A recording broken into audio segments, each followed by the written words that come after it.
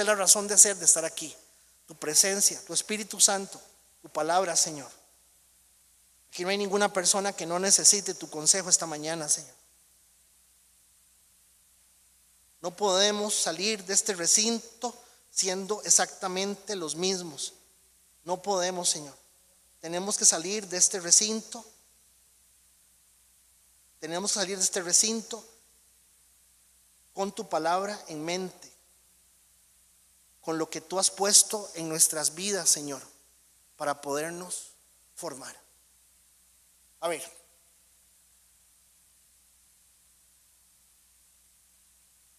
Pablo está en Corinto, perdón, Miki, perdón, ¿estás grabando? Sí, Pablo está en Corinto, está terminando su carta. Es muy probable que Pablo no estuviera escribiendo, que Tercio, que está ahí, se llama Tercio, está escribiendo, su escriba está escribiendo, y Pablo está caminando alrededor de Tercio, contándole, diciéndole las cosas. No pongas eso, suave. Borre. No se podía borrar, había que hacer quién sabe qué cosa para poder, porque no había cómo borrar. Pero la carta es de Pablo. Y la carta a los romanos, con todas las características que tiene, la está escribiendo a una congregación que no la fundó él, que no conoce. Aún así, el capítulo 16 es un capítulo bastante claro de que a pesar de que yo no estoy en la iglesia de Pavas, si tengo amigos en Pavas, conozco gente en Pavas, puedo llamar ya a alguien que creo que está en este momento en la iglesia, que es un amigo en Pavas. En algún momento de mi vida conocí a alguien de alguna iglesia en Pavas. Ahora, hay un detalle muy importante, gente, y no se puede dejar pasar.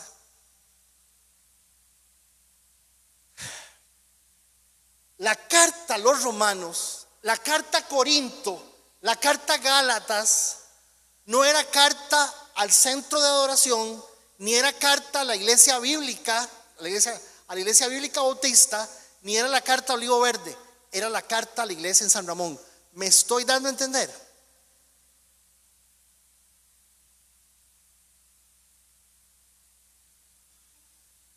Pero no todo el que se sienta en una silla es iglesia. La iglesia del Señor está en todas partes. Porque la iglesia no está en la gente que está buscando la palabra de Dios para ser buena gente. Quien es iglesia del Señor, el Señor sabe quién es. O sea, usted está diciendo que es probable que en este recinto haya alguna persona que sea un asistente, simplemente un simpatizante, no es iglesia del Señor. Sí.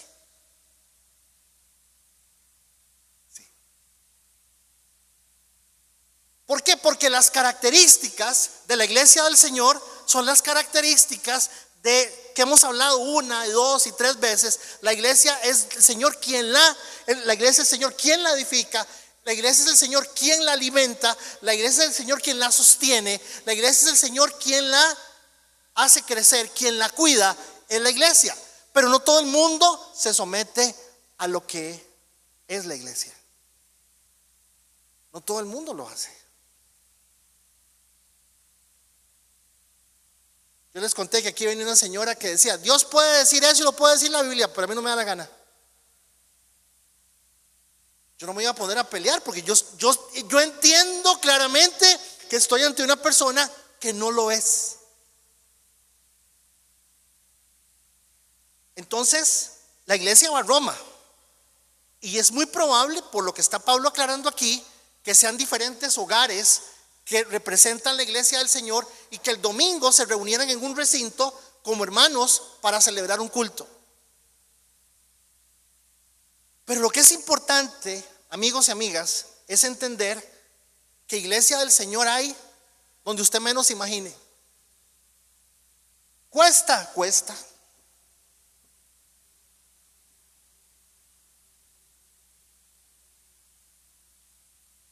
Romanos capítulo 1, resumen rápidamente.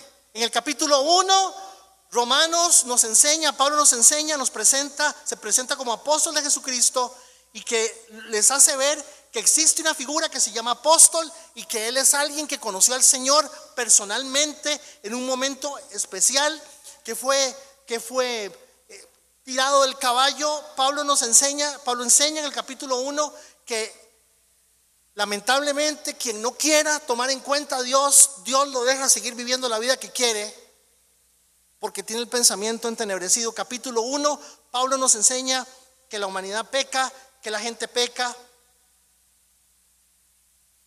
que la gente está llena de idolatría, inmoralidad y diversas formas de maldad. Capítulo 2, Pablo en el capítulo 2 nos habla de la justicia de Dios. Se enfatiza que tanto judíos como gentiles serán juzgados. Los judíos no son justificados por la ley. Los judíos no son justificados por la ley. Que a partir de la venida del Señor, todo el mundo tiene que ser salvo por Cristo. En el capítulo 2, Pablo nos enseña que la circuncisión no es un asunto del varón y del pene. Nos enseña que la circuncisión es del corazón, que hay que quitarle al corazón aquello que de alguna forma nos hace daño. Eso es lo que nos enseña en el capítulo 2. Capítulo 3, todos hemos pecado, todos pecamos. Todos somos personas que nadie puede decir yo soy mejor que, yo soy más bueno que. Tanto judíos como gentiles están bajo el pecado. Nadie es justo por sus propias obras. Nadie se puede justificar ni por las ofrendas que dé, ni por quedarse acostado en la cama sin hacer absolutamente nada. Si me levanto, peco, y si no te levantas, también pecas por omisión.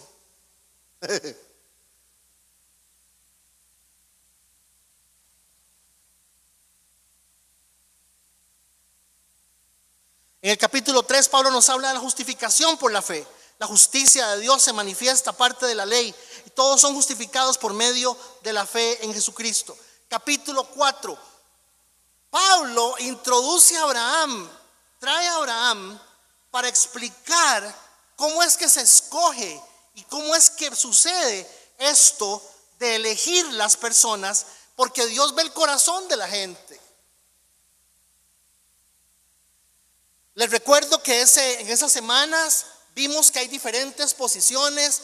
Los arminianos, les expliqué que los arminianos tienen la tendencia a pensar que la gente se va a salvar por las obras buenas que haga. Yo hago cosas buenas, por lo tanto me tengo que salvar. Mucho del pensamiento de la comunidad romana. Les hablé también del pensamiento calvinista. El pensamiento calvinista tiene dos posiciones: el pensamiento calvinista moderno y el pensamiento calvinista conservador. ¿Quién es Juan Calvino? Juan Calvino era un escocés que después de Lutero empieza a hablarle a la gente sobre 5 puntos en donde le enseña a las personas que de una u otra manera Dios ha escogido a la gente para ser salva. Entonces, la posición calvinista original, la que Calvino enseñó, es una posición en donde se entiende que todo el mundo, todos vamos para el infierno y Dios escoge de la gente para que no se vayan para el infierno. La posición nueva calvinista, la actual, está enseñando que en el cielo Dios saca un bebé en una nalga y le pone infierno, el cielo, infierno, el cielo.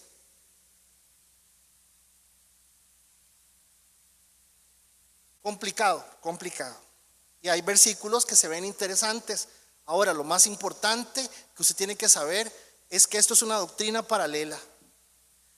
Lo más importante que usted tiene que saber es que Dios sí se fija en la gente.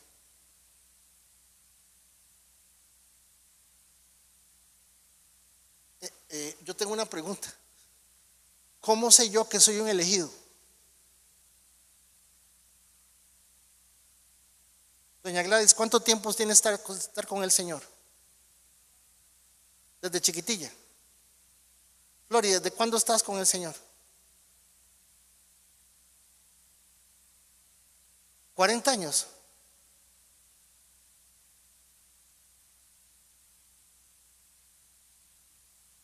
Anita, vos.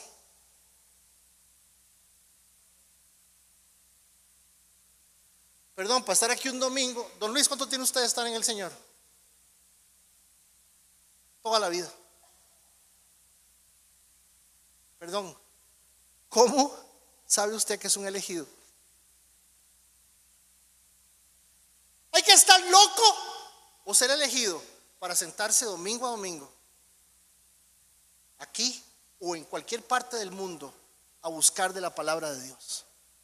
¿Me estoy dando a entender? Porque hay miles de cosas que hacer en este momento. Más, hoy juega Saprissa la liga, hoy está bonito. Ahí vi un asunto en la mañana de un muchacho que ya está absolutamente borracho y ni siquiera el partido creo que es a las 8 o a las 4, no sé qué hora es.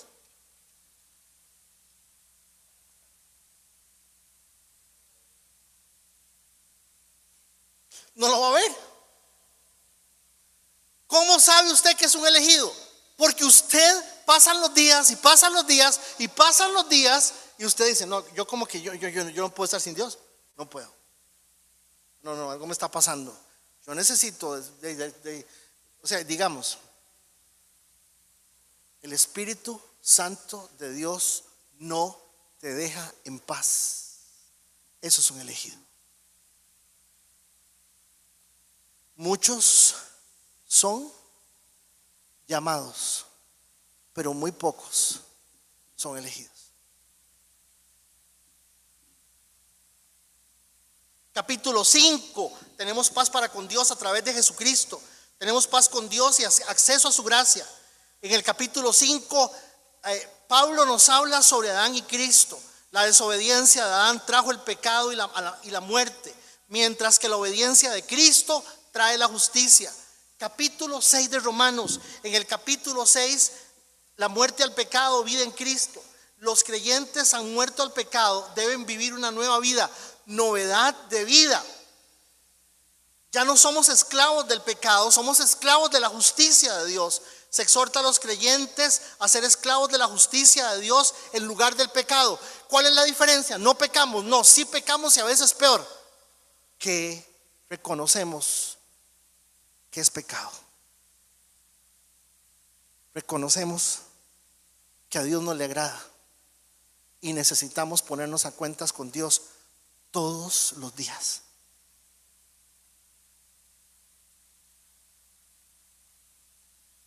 Capítulo 7, Pablo nos enseña en el capítulo 7 que hay una lucha contra el pecado. Pablo describe la lucha interna contra el pecado y la incapacidad de la ley para salvar. La liberación es a través de Cristo. Solo Jesús nos libera de esta lucha. No podemos depender del pecado, lo que significa que no podemos depender de una mente, de un corazón tan falible, un corazón tan vulnerable. Nos está enseñando que nuestro corazón, nuestros pensamientos son falibles y vulnerables. Eso nos enseña la palabra. Eso nos enseña Pablo en el capítulo 8. Capítulo 9 nos habla sobre la elección y la soberanía de Dios. Dios elige soberanamente a su pueblo. Pablo explica el propósito de Dios en la elección de Israel. Hay un rechazo y aceptación. No todos los descendientes físicos de Israel son Israel espiritual. La justicia es únicamente alcanzada por la fe. Eso es capítulo 9. Capítulo 10 de Romanos. Salvos para todos. La salvación está disponible para todos los que confiesen y creen en Jesús. El asunto es que creer es parte de la realidad de entender que el evangelio tiene que estar en mi corazón para que yo pueda creer y pueda confesar. Pablo nos enseña en el capítulo 10 que la fe viene por el oír y por el oír la palabra de Dios, y la predicación es esencial para la salvación.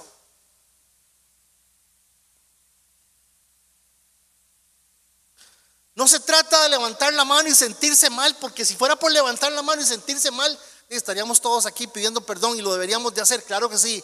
Pero se trata de la convicción de la realidad del evangelio del Señor, que trae luz a nuestra vida y nos enseña a entender que nuestra vida no tiene nada que ver con religión, sino que la integralidad y la capacidad de un ser humano sabio, sano, inteligente, solo Dios lo produce en la realidad del corazón de cada uno.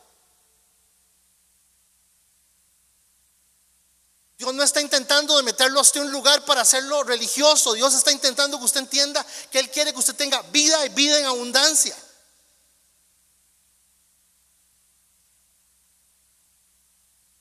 Capítulo 11 nos habla sobre la restauración de Israel. En el capítulo 11 Pablo menciona que Dios no ha desechado a su pueblo, que hay un remanente elegido por gracia.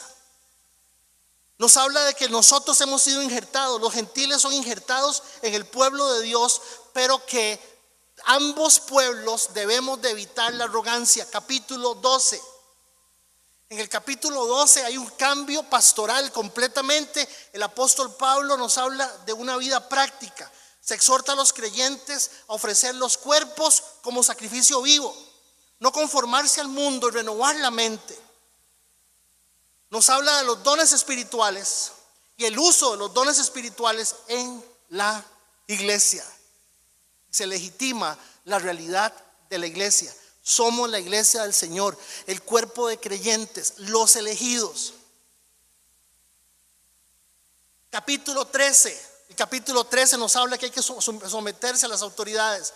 Los creyentes deben someterse a las autoridades que son establecidas por Dios. El amor es el cumplimiento de la ley, un punto importante del capítulo 13.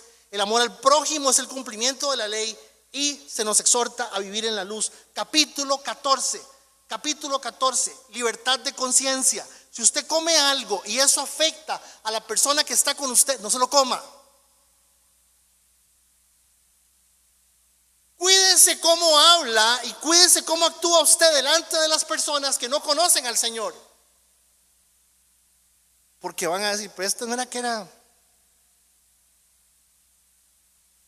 Y yo lo he visto salir el domingo ahí como a las 12 con cara de. Los creyentes deben respetar las convicciones de los demás en cuestiones secundarias y no juzgarse mutuamente, no ser tropiezo. En el capítulo 14 Pablo nos enseña a no usar la libertad cristiana para hacer tropezar a otros. Capítulo 15. Ejemplo de Cristo. Se insta a todos a vivir en armonía y a aceptar a otros como Cristo nos aceptó. El capítulo 15 es el capítulo de la iglesia. Tenemos que entender que ahí se define la iglesia.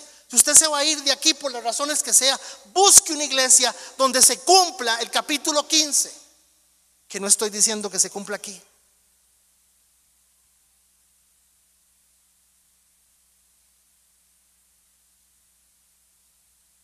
Pablo expresa su misión, su deseo de visitar Roma, su misión de predicar a los gentiles. Capítulo 16.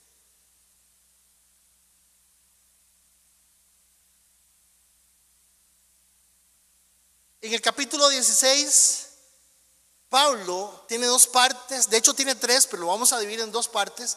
En el capítulo 16, Pablo viene presentando un modelo de iglesia y nos dice: ustedes ya lo saben, se los estoy recordando. Pablo dice en el capítulo 16, tenemos que esforzarnos para todos poder ser presentados delante de Dios como una ofrenda. En el capítulo 16, Pablo reafirma que su ruta es España, pasa por Roma y en Roma él espera dar de él, dar de sus dones, servir a los hermanos para que los hermanos lo ayuden con una platica o algo para irse para España.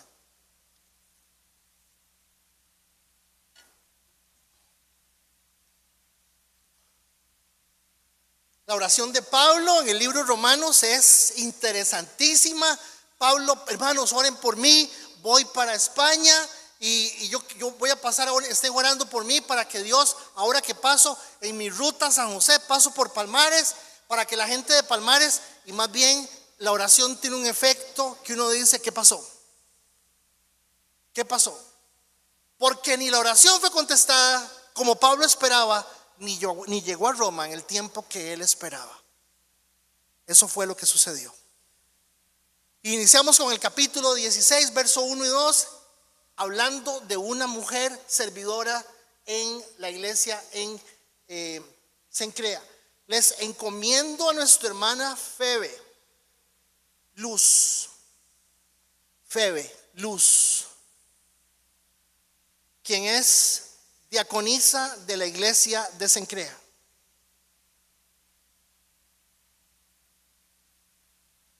¿Qué? Recíbanla en el Señor. Recíbanla en el Señor. Ve qué interesante la expresión, recíbanla en el Señor.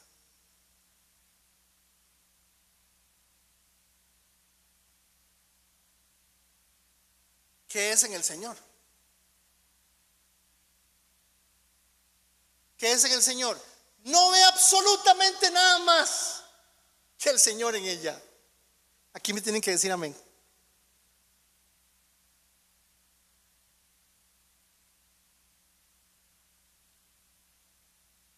Recíbanla, Señor.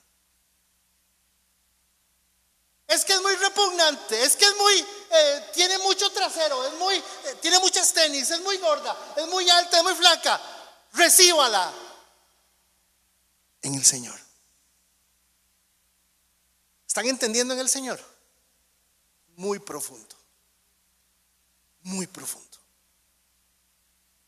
No hago otra cosa más que recibirla. No lo está haciendo ni por ella ni por usted, en Él, Señor.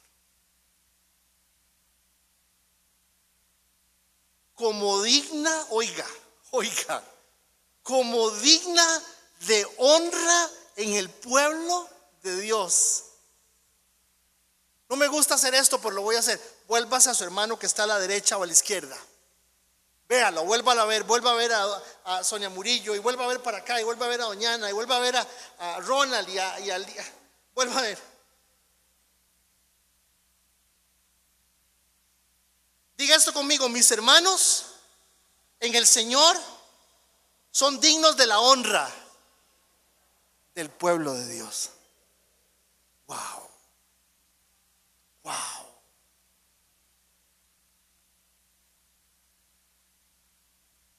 Vean qué belleza, por Dios, es una belleza. Y sigue, no la deja ahí. Dice que es ella quien se viene desde Corinto con la carta para Roma. Ayúdenla.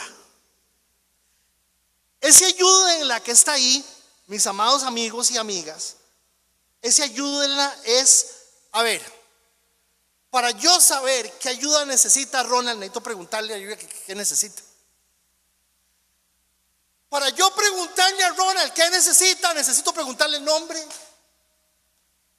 Y necesito preguntarle cómo está don Ronald. Dígame una cosa, ¿lo puedo servir en algo? ¿Le puedo ayudar de alguna manera? ¿Dónde se queda esta noche, don Ronald? Ya comió. Ya comió.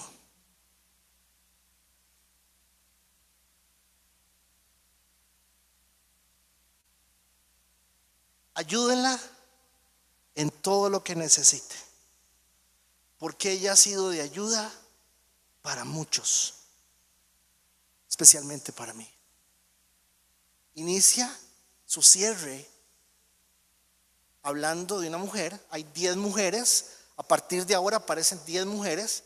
Pablo presenta 26 personas, estamos a punto de conocerlas de una manera muy interesante. Hace un contraste, algunas de las personas que presenta son nobles y luego gente de a pie, para que usted me entienda.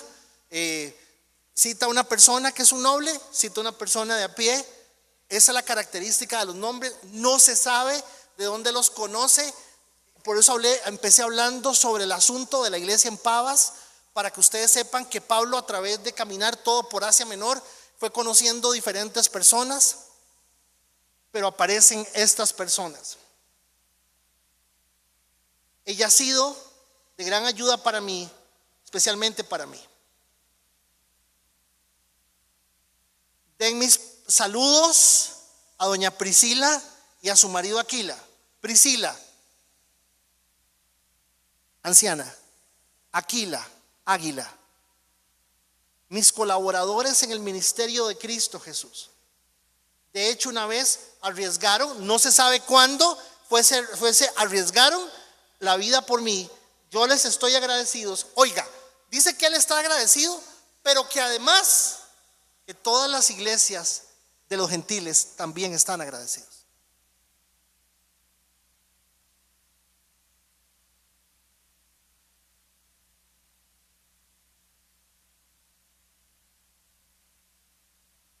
Primera lección de Pablo. ¿Qué hacemos con los hermanos? Los recibimos, los ayudamos y los conocemos. La primera lección. De hecho, es la lección clave de la introducción del capítulo 16. Vamos de inmediatamente al verso 5. Den también mis saludos a la iglesia que se reúne en el lugar de ellos. ¿Lo ven? Se reúne en el lugar de ellos. Por favor, noten el detalle. Den también mis saludos ¿a quién?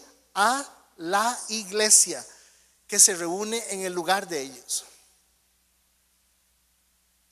Saluden a mi querido amigo Epéneto.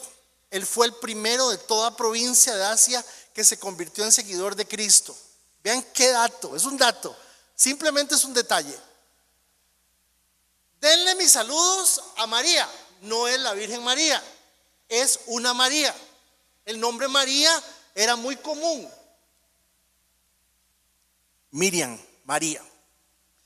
Denle mis saludos a María. Y oigan lo que dice, que ha trabajado tanto por ustedes.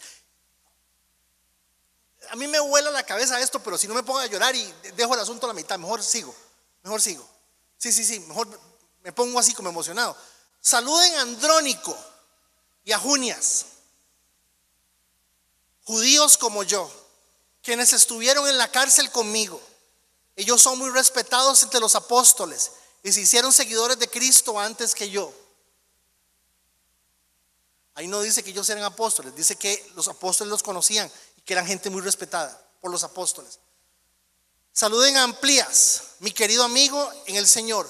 Saludos también a Urbano, nuestro colaborador en Cristo, y a mi querido amigo Estaquis. Es muy probable que Urbano, el nombre de él no fuera Urbano, que el nombre de él fuera Miguel o Pepe o Luis. Lo que pasa es que Urbano era una forma de llamar a una persona que todavía era esclavo. Entonces ese nombre Urbano, en este caso Urbano, podría ser eso. Saluden a Urbano. Saluden a Apeles.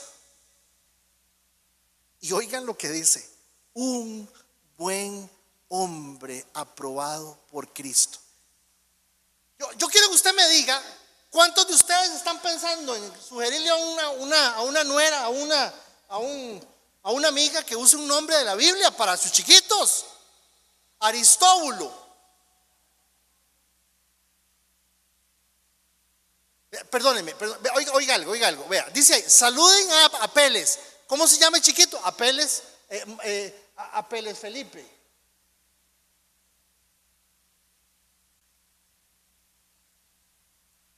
Hermanos, una pregunta.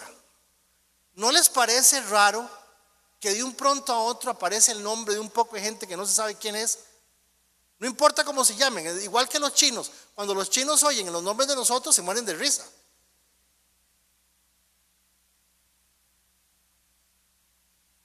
Yo quiero que usted me entienda algo. Estas personas que Pablo está mencionando son tan importantes para el Señor que Él quiso que sus nombres quedaran grabados de por vida en la palabra de Dios. Cada vez que se abra el libro de Romanos, en cualquier parte del mundo, a través de los años, se va a leer el nombre de don Apeles, de don Aristóbulo, de Herodión y de Narciso. Den mis saludos a los creyentes de la familia de Aristóbulo. Saluden a Herodión, judío como yo. Saluden a los de la familia de Narciso, que son del Señor. Den mis saludos a Trífena y Trifosa. ¡Ay, las gemelitas!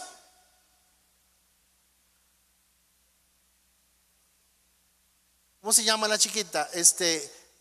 Trífena Susana. Den mis saludos a Trífena y Trifosa. Oigan, obreras del Señor. A la amada Pérsida quien ha trabajado tanto para el Señor. Saluden a Rufo, oigan, a quien el Señor eligió para hacerlo suyo. ¡Guau! ¡Qué belleza, por Dios! Y también a su querida madre, quien ha sido como una madre para mí. Debe ser que don Rufo es pequeño, jovencito, porque el carácter de la expresión es muy paternal, muy pastoral. Verso 14 a verso 15. De mis saludos a Síncrito, Flegonte, Hermas, Patrobas, Hermes, y a los hermanos que se reúnen con ellos. Saluden a Filólogo, a Julia, a Nereo y su hermana, a Olimpas y a todos los creyentes que se reúnen con ellos.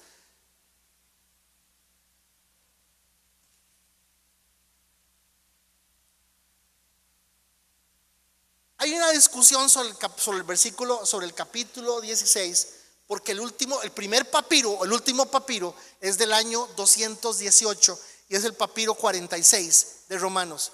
Y hay una discusión sobre el capítulo 16 de Romanos, y la parte de la discusión es esta. En la Reina Valera aquí dice: salúdense ustedes con un beso santo. Vean qué belleza. Salúdense entre ustedes con un beso santo. Salúdense entre ustedes, dicen las versiones supuestamente anteriores, con mucho cariño y con afecto. Todas las iglesias de Cristo les envían sus saludos. Esta es la primera parte del capítulo 16, que es un sueño de bello. ¿Por qué es un sueño? Porque es lindo. ¿Qué es lo que tiene de lindo? Porque Pablo está diciendo: usted no puede ser iglesia si no conoce el nombre de la gente.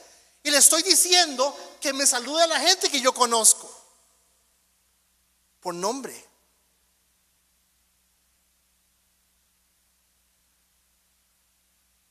Y por cercanía.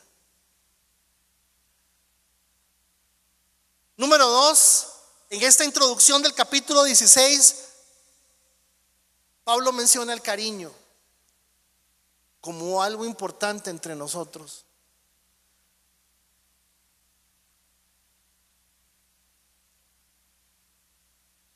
Número 3, noten que además de conocerlos, además de saber quiénes eran, además de saber el nombre tan divertido que tienen para nosotros, porque a nosotros nos suena divertido, seguramente había tantos, Nefístolo, ¿cómo es que se llamaba aquel? No, Nefístolo no, ahí no estaba. Cualquier nombre extraño de esos, pero habían 6 con el mismo nombre. Entonces, a mí nunca se me olvida, nunca se me olvida. En mi casa en San José queda muy cerca de la clínica católica, muy cerca. Y a 100 metros de la clínica católica había un famoso viejillo que tenía una pulpería que hacía frescos. Recuerden uno que hacía frescos por aquí, que hacía batidos. Bueno, algo así como ese, pero ese se llamaba Gabelo. Y cuando a mí me dijeron que se llamaba Gabelo, yo me pobrecito, ¿cómo era posible que le pusieran Gabelo a ese muchacho, por Dios? A mí me sonó tan raro y tan feo el nombre. Y ahora los abuelas se llaman Luis Gabelo, Jorge Gabelo, Michael Gabelo, Federico Gabelo. ¿Me entiende? Porque lo que le suena a usted raro es que nunca lo oye. Gabelo Culebra. Ay, santísimo chingada.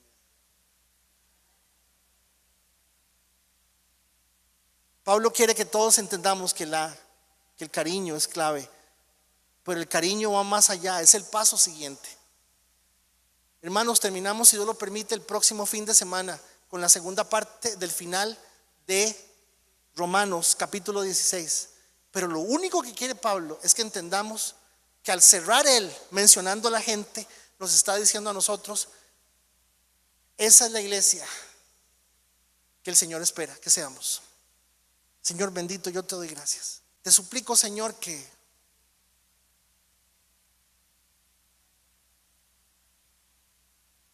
podamos ver estos nombres divertidos como el detalle de un pastor que conoce a la gente, como el detalle de un siervo tuyo que conoce a la gente, como el detalle, Señor, de un hermano que conoce a sus hermanos. Una de las cosas que me parece bellísimas es poder saber que Pablo escribía saludando a Gladys, saludando a Luis, saludando a Roy, y él sabía que ellos estaban ahí hasta el último momento. Es triste, Señor, es triste, realmente triste saber que hay alguien que ya no está.